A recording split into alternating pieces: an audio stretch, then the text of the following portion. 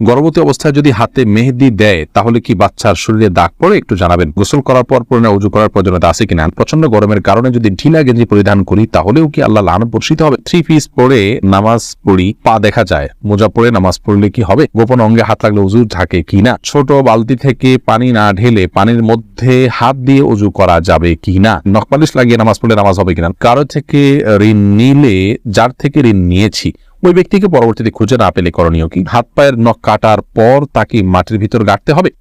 হাসিবুল হোসেন জানতে চেয়েছেন গোসল করার পর পুনরায় উজু করার প্রয়োজনীয়তা আছে কিনা? না, গোসল যদি সুন্নাহসম্মত করে থাকেন আলাদা উজু করার কোনো প্রয়োজন নাই। 2 হাত কবজি ধুয়ে কুলি করে নাকে পানি দিয়ে মুখ ধুয়ে হাত ধুয়ে মাথা মাসে করে তারপরে গোসল শেষ করে আসলে পা ধুয়ে চলে আসবেন।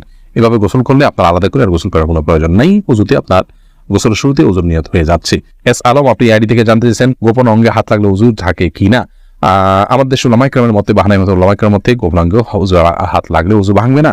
তবে আরবিন স্কলাররা সৌদি উলামায়ে কেরাম তাদের মতে গোপন অঙ্গে হাত লাগলে উজু ভেঙে যাবে, যেহেতু আপনার একটা হাদিস রয়েছে যে মান মাসসা যাকারাহু ফালিয়াতাওয়াদ্দা। এজন্য তারা হাত লাগলে বলতে কাপড়ের উপর দিয়ে নয়, সরাসরি যদি কেউ গোপন স্পর্শ করে তারা ওটাকে ওযু ভঙ্গের কারণ হিসাবে উল্লেখ করেন।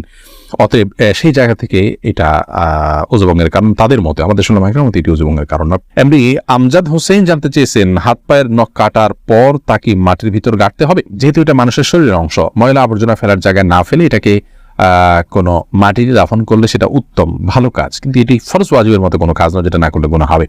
উচিত করতে পারলে ভালো হয়। ফারজানা রহমান শারমিন জানতে চেয়েছেন প্রচন্ড গরমের কারণে যদি ঢিলা গেঞ্জি পরিধান করি তাহলেও কি আল্লাহ লানত বর্ষিত হবে? এবং ফারজানা যদি বাসা বাড়িতে আপনি পড়েন তাহলে তো আল্লাহ লানত বর্ষিত হওয়ার কোনো প্রশ্নই ওঠে না যদি গায়ে আমার সামনে এসে পড়ে না যান। আপনি বাসায় পড়ার পরে উপর দিয়ে পাতলা না পরে নেন যাতে আপনার সৌন্দর্য প্রকাশিত না হয় গায়ে ভাড়ামদের সাথে, এরকম যদি চলেন তাহলে কোনো অসুবিধা নেই বাসা বাড়িতে। আর বাসা বাড়ির বাইরে যদি আপনি যান তাহলে সেক্ষেত্রে বোরকার নিচে যদি আপনি এ ধরনের পোশাক পরেন কোনো অসুবিধা নেই ইনশাআল্লাহ বিদিনিল্লাহ।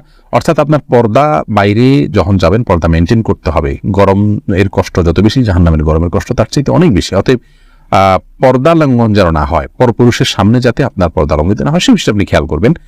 এছাড়া বাকি অবস্থাতে আপনি করতে পারেন। এমনি ইফতিখার শুভ আপনি জানতে চেয়েছেন নখপালিশ লাগিয়ে নামাজ পড়লে নামাজ হবে কিনা? নখপালিশ লাগিয়ে যদি আপনি ওযু করেন তাহলে ওযু হবে না, আর ওযু না হলে নামাজ হবে না। অতএব বলতে পারেন নখপালিশ লাগিয়ে ওযু করে নামাজ পড়লে নামাজ হবে না।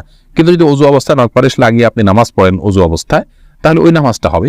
পরবর্তীতে আবার যখন নামাজের সময় হবে বা ওযু ভাঙবে তখন আপনাকে নখপালিশ রিমুভ করে তারপর ওযু করতে হবে, অন্যথায় এটি জায়েজ হবে না। মা বোনরা মাসিকের দিনগুলোতে নেল পালিশ ইউজ করতে পারেন, কোনো অসুবিধা নেই, যেহেতু তখন নামাজের অপশন তাদের নাই। কিন্তু পরবর্তীতে আবার নামাজ যখন শুরু হবে তার আগে তাদেরকে সেটি রিমুভ করে নিয়ে তারপর উজু করে নামাজ পড়তে হবে। কারজাই এর দিকে আপনি জানতে চেয়েছেন কারো থেকে ঋণ নিলে যার থেকে ঋণ নিয়েছি ওই ব্যক্তিকে পরবর্তীতে খুঁজে না পেলে করণীয় কি? যদি কোনোভাবে খুঁজে পাওয়া না যায় এবং আশাও ছেড়ে দেন তাহলে সেক্ষেত্রে সেই ঋণের টাকা আপনি যে কোনো গরিব মানুষকে, অসহায় মানুষকে আপনি দান করে দিবেন বা কল্যাণমূলক খাতে দান করে দিবেন ওই ব্যক্তির তরফ থেকে, প্রাপকের তরফ থেকে, তাই আপনি দায়মুক্ত হবেন ইনশাআল্লাহ। মোহাম্মদ আরাফাত ইসলাম জানতেছেন ডান হাতে খাবার গ্রহণের সময় প্রয়োজনে কি বাম হাতে পানি পান করা যাবে? প্রয়োজনে বলতে কি ডান হাতে পানি পান করা উচিত, খাবার গ্রহণ করা উচিত। ইভেন আপনার খাবার খেলে আঙ্গুল চেটে তারপরে আপনি ডান হাতে ধরে খাবেন। যদি আমাদের ওলামায়ে কেরাম বলেন যে বাম হাতে আপনি পানির পাত্র ধরলেন, ডান হাত দিয়ে ঠেক দিলেন, তার মানে 2 হাত ধরে খালেন, এটা জায়েজ আছে, এটা একটা পন্থা মাত্র, কিন্তু সবচেয়ে উত্তম হয় সরাসরি ডান হাতে খাওয়া। সেক্ষেত্রে খাবার লেগে যাওয়ার যে ভয় থাকে গ্লাস ইত্যাদিতে সেটা থেকে বাঁচার জন্য আপনি পরিষ্কার করে নেবেন, আলতো করে ধরবেন, কিন্তু ডান হাতে খাওয়া উচিত, পান করা উচিত, যেহেতু হাদিসে সুস্পষ্টভাবে ডান হাতে খাওয়া পান করার নির্দেশ রয়েছে। শিখা ইসলাম আপনি জানতেছেন 3 পিস পরে নামাজ পড়ি, পা দেখা যায়, মোজা পরে নামাজ পড়লে কি হবে? পায়ের পাতা ঢাকতে হবে কিনা মেয়েদের নামাজের জন্য মধ্যে এটা নিয়ে মত পার্থক্য আছে। অনেক উলামায়ে কেরাম এটাকে শর্ত করেছেন। আমি ব্যক্তিগতভাবে এই মতটা চাইতে যারা বলেন যে পায়ের পাতা পাতা বলতে পায়ের পাতার তলের অংশ এটা ঢাকার শর্ত দিয়ে থাকেন, তাদের মতটাকে আমি সমর্থন করি না। পাতার উপরে অংশ যেটা পাতার উপরের অংশ সেটা ঢাকতে হবে কিনা অনেক ওলামায়ে কেরাম বলেছেন সেটা ঢাকতে হবে, অনেকে বলেছেন শুধু গিরার নিচ পর্যন্ত থাকলেই হবে কাপড়, পাতা না ঢাকলেও চলবে। তো দুই পক্ষের ওলামায়ে কেরামের দলিল রয়েছে। নিরাপদ হলো এমন কাপড় পরা যে কাপড়টা অনেক বেশি লম্বা হয়, যে পায়ের পাতার উপরে অংশ সহ ঢাকা পড়ে।